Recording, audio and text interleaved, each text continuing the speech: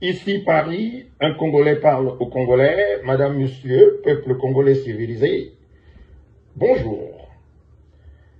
Élection présidentielle 2026, le microcosme politique congolais s'emballe et ou s'embrouille déjà avant l'échéance. Peut-on faire confiance à cette opposition qui se perd parfois dans les défis ou calculs incompréhensibles, sinon malsains? Qui est qui dans cette opposition? Qui fait quoi de bonne foi dans celle-ci pour garantir au peuple congolais civilisé une alternance attendue et apaisée et par tous? Telles sont les quelques questions qui me taraudent l'esprit en ce lundi de Pâques. Fidèle à ma vision peuple congolais civilisé, et où, à mon instinct d'observateur averti de la vie politique congolaise, je vous invite à suivre M. Clément Mirassa, appuyer là où ça fait mal. Que cela plaise ou non à certains fanatiques qui se cachent, qui se dissimulent au sein de l'opposition pour garantir, pour faire plaisir à leur pense au détriment du peuple congolais. Clément Mirassa. J'ai été interpellé en parlant la semaine dernière de vrais et faux opposants. Je crois qu'il ne faut pas que nous rêvons. Et je crois qu'il faut que nous sachions qu'au nom de ce combat, il y a beaucoup de jeunes, il y a beaucoup de frères qui sont aujourd'hui sous terre. Parce qu'ils ont parfois cru en nous et nous les avons déçus. Je prends deux exemples. Sinon, je vais prendre deux références.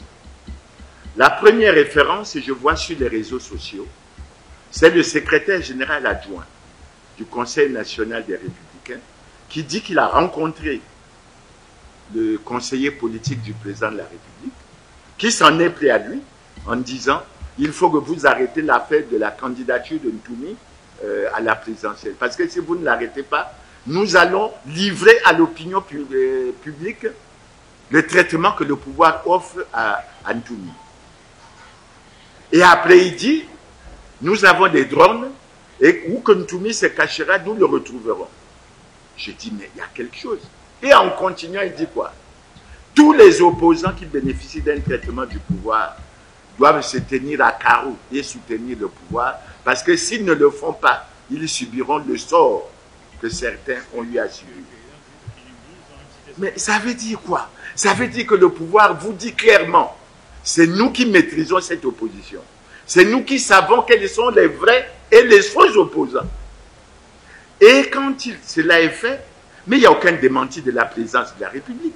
Ça veut dire quoi? Ça veut dire que le président Denis Sassou Nguesso et son pouvoir reconnaissent aujourd'hui qu'il y a dans ce pays une démarche de corruption et d'achat de conscience pour faire en sorte que le véritable combat que nous menons soit pratiquement dévié et ça pose un certain nombre de problèmes. Ça, c'est le premier cas.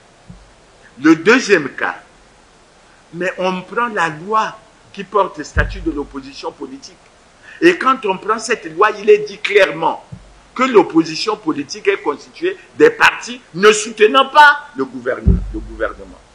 Et plus loin, on dit un parti de l'opposition peut accepter d'être au gouvernement.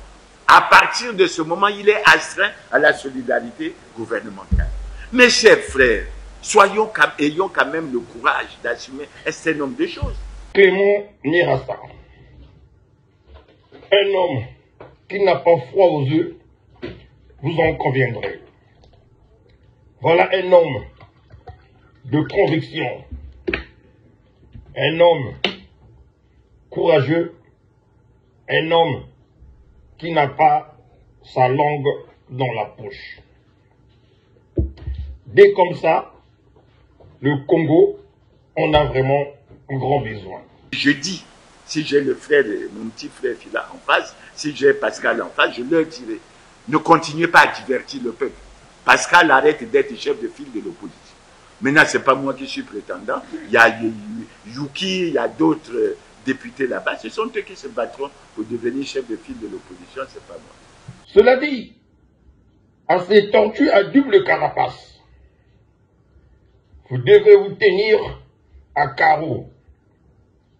Car il y en a qui risqueront de passer un sale quart d'heure s'ils continuent à prendre le peuple congolais pour leur jouer. Il faut que les choses changent au Congo. Le Congo n'est pas fait pour une catégorie d'abrutis, pour une catégorie de profito-situationnistes.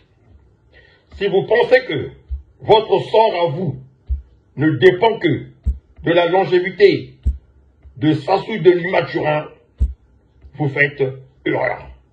Le Congo est un bien commun. Il faut que ça change. À très bientôt. Bonne fête et ou bon lundi de Pâques à tous les justes. Ciao.